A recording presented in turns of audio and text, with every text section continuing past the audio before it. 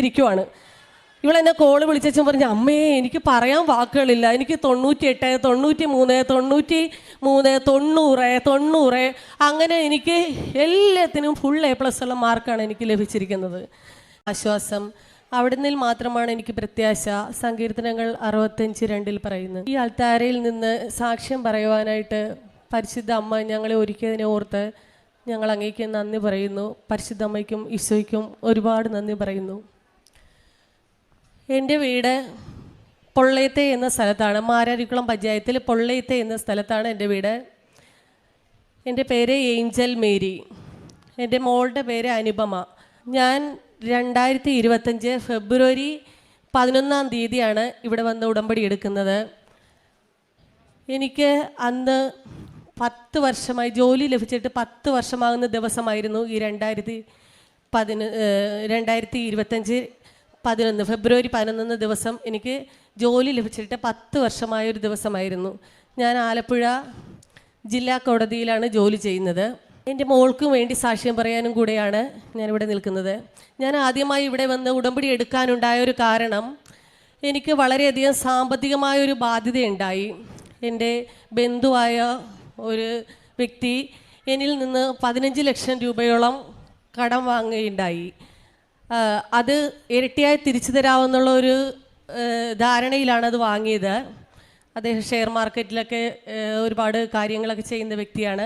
അപ്പോൾ അതുകൊണ്ട് തന്നെ എനിക്ക് വിശ്വാസമുണ്ടായിരുന്ന ഒരു വ്യക്തിയായിരുന്നു എൻ്റെ ബന്ധു. അതുകൊണ്ട് തന്നെ അദ്ദേഹത്തിന് ആ പൈസ കൊടുക്കുവാനായിട്ട് എൻ്റെ കയ്യിൽ ഇല്ലായിരുന്നെങ്കിൽ കൂടി എൻ്റെ ഓഫീസിലെ ഒരു സ്റ്റാഫിനോട് വാങ്ങിച്ചിട്ടാണ്.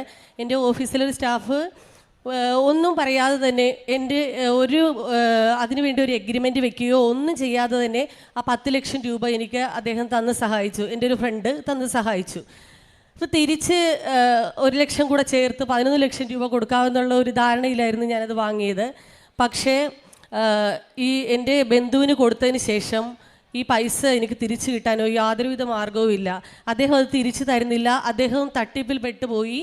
പൈസ തിരിച്ചു കിട്ടാൻ യാതൊരുവിധ മാർഗ്ഗവുമില്ല. എൻ്റെ സുഹൃത്തിനോട് ഞാൻ പറഞ്ഞ ഡേറ്റൊക്കെ തെറ്റിപ്പോവും. അപ്പോൾ എനിക്ക് ഭയങ്കര വിഷമമായി. അങ്ങനെയാണ് ഞാൻ ഇവിടെ ഉടമ്പടി നിൽക്കുവാനായിട്ട് തീരുമാനിച്ചത്.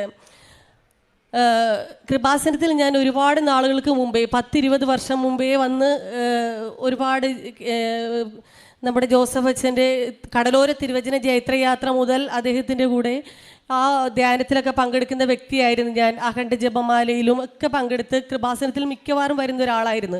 പക്ഷേ എൻ്റെ ജോലി കിട്ടിയതിന് ശേഷം ഞാൻ അതിൻ്റെ തിരക്കുകളിൽ പെട്ട് കൃപാസനത്തിൽ വരികയോ അതിനെപ്പറ്റി ചിന്തിക്കുകയോ ഒന്നും ചെയ്തില്ല. എൻ്റെ മെറിറ്റിൽ മാത്രം ഞാൻ മുന്നോട്ട് പോയിക്കൊണ്ടിരുന്നു. പക്ഷേ എനിക്ക് സാമ്പത്തിക ബാധ്യത വന്നപ്പോൾ ഞാൻ കരഞ്ഞ് പ്രാർത്ഥിക്കുകയും ഉടമ്പടി എടുക്കാവുന്ന തീരുമാനത്തിൽ ഞാനിവിടെ എത്തിച്ചേരുകയും ചെയ്തു. ഉടമ്പടി എടുക്കാൻ വന്ന ദിവസം ഞാൻ ആദ്യമായി ചെയ്തത്, ഇവിടെ വന്നതിന് ശേഷം ഞാൻ ഓർത്തു ആദ്യം തന്നെ കുമ്പസാരിക്കണം. അങ്ങനെ ഞാൻ കുമ്പസാരിക്കാനായിട്ട് 2 മണിക്കാണ് ഉടമ്പടി ആരംഭിക്കുന്നത്. അപ്പോൾ കുമ്പസാരിക്കാനായിട്ട് ഞാൻ 1:30 പോയി അവിടെ നിൽക്കുമ്പോഴും കുമ്പസാരം കിട്ടുന്നില്ല. അച്ഛൻ തിരികെ പോയി കുമ്പസാരിപ്പിക്കാനിരുന്ന അച്ഛൻ. അപ്പോൾ ഞാൻ പ്രാർത്ഥിച്ചു, എൻ്റെ ദൈവം എനിക്ക് കുമ്പസാരിച്ചതിന് ശേഷം വേണം ഉടമ്പടി എടുക്കാൻ. പക്ഷേ ഒരു 10 മിനിറ്റ് കഴിഞ്ഞപ്പോൾ അച്ഛൻ വന്നു. അങ്ങനെ കൃത്യം 2 മണിക്ക് കുമ്പസാരം കഴിഞ്ഞ് എനിക്ക് ഉടമ്പടി എടുക്കാനായി പോകാൻ പറ്റി. ഈ ഉടമ്പടിയിൽ ഞാൻ ശക്തമായിട്ട് പ്രാർത്ഥിക്കുകയും അവിടെ ഇരുന്ന് വേദനിച്ച് പ്രാർത്ഥിക്കുകയും ചെയ്തതിൻ്റെ ഫലമായി എൻ്റെ ഈ സാമ്പത്തിക ബാധ്യത ഒരു മാസത്തിന് മുന്നേ ആയിട്ട്, ഫെബ്രുവരി കഴിഞ്ഞ് മാർച്ച് മാസമാകുമ്പോൾ തന്നെ ആ തരത്തിലെന്ന് വിചാരിച്ചിരുന്ന വ്യക്തി എനിക്ക് 10 ലക്ഷം രൂപയും തിരികെ തന്നു. അപ്പോൾ എനിക്ക് അത് മാതാവ് മാത്രം തന്ന, ഞാൻ എല്ലാ ദിവസവും മാതാവിനോട് വെളുപ്പിന് എഴുന്നേറ്റ് പ്രത്യക്ഷീകരണ പ്രാർത്ഥന ചൊല്ലുകയും കൃത്യമായിട്ട് എല്ലാ കാര്യങ്ങളും ഉടമ്പടിയിൽ ചെയ്യുകയും ചെയ്യുമായിരുന്നു. അങ്ങനെ ഇരിക്കുമ്പോഴാണ് വീണ്ടും എനിക്ക് ഒരു വഴി പ്രശ്നം. ഞങ്ങൾക്ക് 10-20 വർഷമായിട്ടൊരു വഴി പ്രശ്നം ഉണ്ടായിരുന്നു.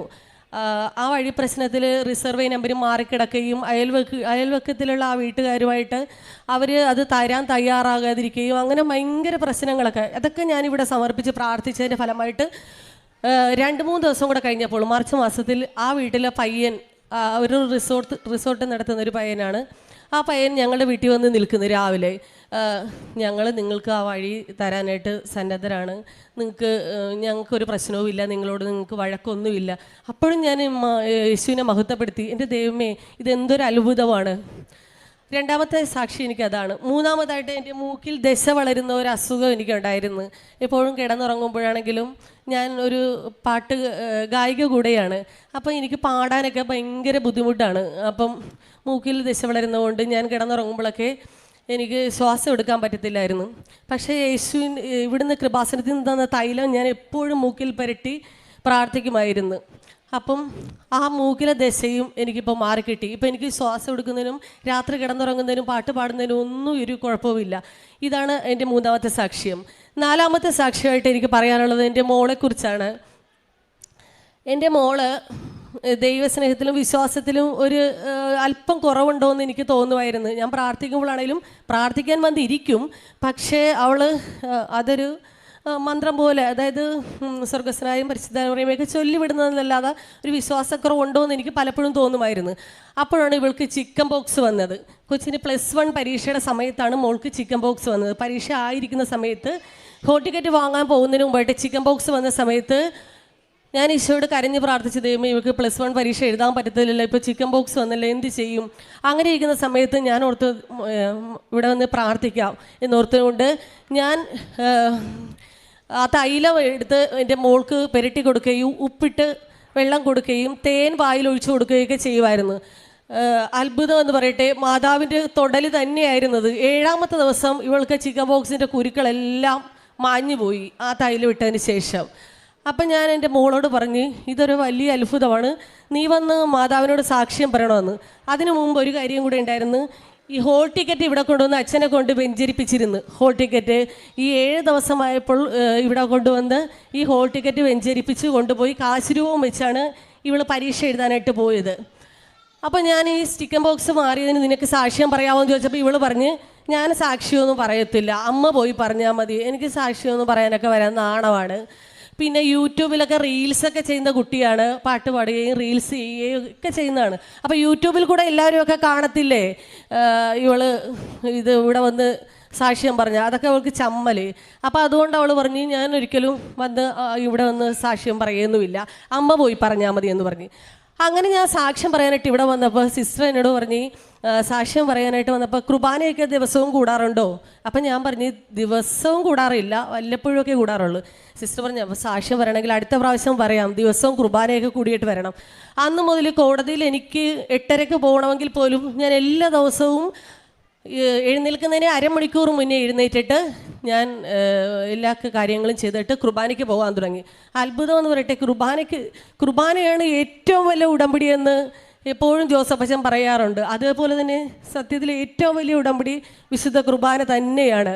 അപ്പോൾ അതുകൊണ്ട് ഞാൻ കുർബാനയിൽ പങ്കെടുത്ത ആ കാലഘട്ടം എപ്പോൾ ഞാൻ കൃത്യമായിട്ട് മുടങ്ങാതെ കുർബാനയിൽ പങ്കെടുക്കുമായിരുന്നു. അതിൻ്റെ ഫലമായിട്ട് ഞാൻ മോളോട് ഇത് വരത്തില്ലെന്ന് പറഞ്ഞല്ലോ, സാക്ഷ്യം പറയാൻ അവൾ വരത്തില്ലെന്ന് പറഞ്ഞല്ലോ. അപ്പോഴാണ് ഇവൾ +1 പരീക്ഷ എഴുതിയത്. ഈ രോഗത്തോടു കൂടിയാണ് +1 പരീക്ഷ എഴുതിയത്. വളരെ ബുദ്ധിമുട്ടിയാണ്, അവൾക്ക് തല കറങ്ങിയൊക്കെ ചെയ്യുന്നുണ്ടായിരുന്നു പരീക്ഷ എഴുതുമ്പോൾ എന്നൊക്കെ പറഞ്ഞു. പക്ഷേ റിസൾട്ട് വരുന്നതിന് 2 ദിവസം മുന്നേ ഞാനിവളോട് ചോദിച്ച്, മോളെ നീ റിസൾട്ട് വരുമ്പോൾ നിനക്ക് ഫുൾ A+ കിട്ടുവാണെങ്കിൽ നീ ഈ അൾത്താരയിൽ നിന്ന് സാക്ഷ്യം പറയുമോ എന്ന് ചോദിച്ചു.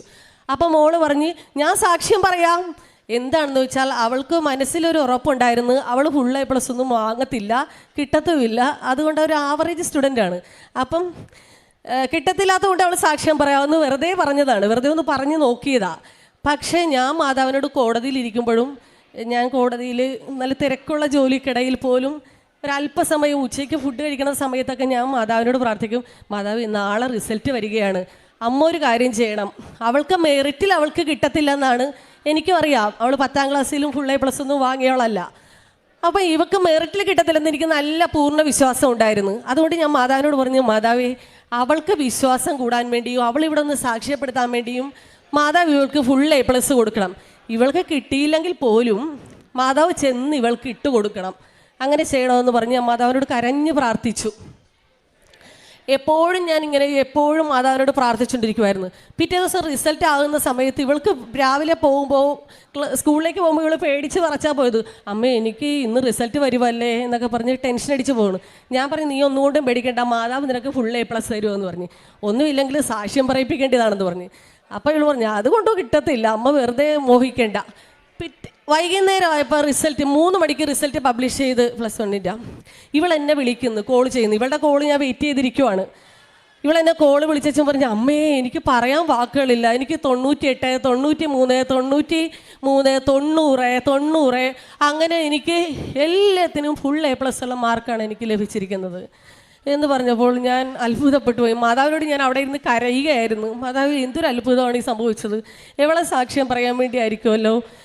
മോൾക്ക് കൂടെ പറയാനുള്ളത് ഇത് തന്നെ, മോൾക്കൊന്നും കൂടെ പറയാനുള്ളത് ഞാൻ എൻ്റെ മോളുടെ കയ്യിലേക്ക് കൊടുക്കാം. ആദ്യമായിട്ട് എനിക്ക് പറയാനുള്ളത് ചിക്കൻ ബോക്സിൻ്റെ കാര്യം തന്നെയാണ്. എല്ലാവരും ചിക്കൻ ബോക്സിൻ്റെ കാര്യം പറയുമ്പോൾ അവർക്ക് നടുവേദന, തലവേദന അങ്ങനെയുള്ള കുറേ ബുദ്ധിമുട്ടുണ്ടായിട്ടുണ്ടെന്ന് പറഞ്ഞിട്ടുണ്ട്. അപ്പോഴൊക്കെ ഞാൻ വിചാരിക്കുമായിരുന്നു ഇത്രയും വലിയ സംഭവമാണ് ചിക്കൻ ബോക്സ് എന്നിട്ട്. അപ്പോൾ പെട്ടെന്നാണ് ചിക്കൻ ബോക്സ് വന്നത്, അറിയത്തില്ലായിരുന്നു ചിക്കൻ ബോക്സ് ആണെന്ന്. അങ്ങനെ വന്ന് 2-3 ദിവസം കഴിഞ്ഞപ്പോൾ ബോഡി ഫുള്ള് കുരുവായി. ഫേസിലോട്ടൊന്നും വന്നില്ല, ബോഡി ഫുള്ള് കുരുവായി. പക്ഷേ എനിക്ക് തലവേദന, നടുവേദന അങ്ങനെ ഒരു ബുദ്ധിമുട്ടും ഉണ്ടായില്ല. അപ്പോഴൊക്കെ അമ്മ ഉടമ്പടി എടുത്തിട്ടുണ്ട്. പക്ഷേ അത്ര വിശ്വാസം എനിക്കില്ലായിരുന്നു. ഞാൻ സാക്ഷ്യം പറയാൻ വരത്തില്ല എന്ന് പറഞ്ഞു. വന്നാലും താഴെ വന്നിരിക്കും, അമ്മ പറയണമെന്നാണ് ഞാൻ പറഞ്ഞത്. പക്ഷേ അത് കഴിഞ്ഞിട്ട് എനിക്ക് വയ്യാണ്ടിരുന്ന ടൈമിലാണ് ഞാൻ എക്സാം എഴുതാൻ പോകുന്നത് +1ൻ്റെ. അപ്പോൾ നല്ല റിസൾട്ട് കിട്ടത്തില്ലെന്ന് ഞാൻ ഉറപ്പിച്ചതാണ്. അങ്ങനെ അമ്മയോട് പറഞ്ഞു, നല്ല റിസൾട്ട് ഉണ്ടെങ്കിൽ വന്ന് സാക്ഷ്യം പറയാമെന്ന് പറഞ്ഞു. നല്ല റിസൾട്ട് എനിക്ക് ഉണ്ടായിരുന്നു, അതുകൊണ്ടാണ് ഇപ്പോൾ വന്ന് നിൽക്കുന്നത്. ഞാനിപ്പോഴും വിശ്വസിക്കുന്നത് ഞാൻ നന്നായിട്ട് എഴുതിയിട്ടില്ല, മാതാവ് അനുഗ്രഹിച്ചത് കൊണ്ട് മാത്രമാണ് എക്സാമിൽ നല്ല മാർക്ക് കിട്ടിയത്. എനിക്ക് നല്ല ഉറപ്പുണ്ട്. മാതാവിനും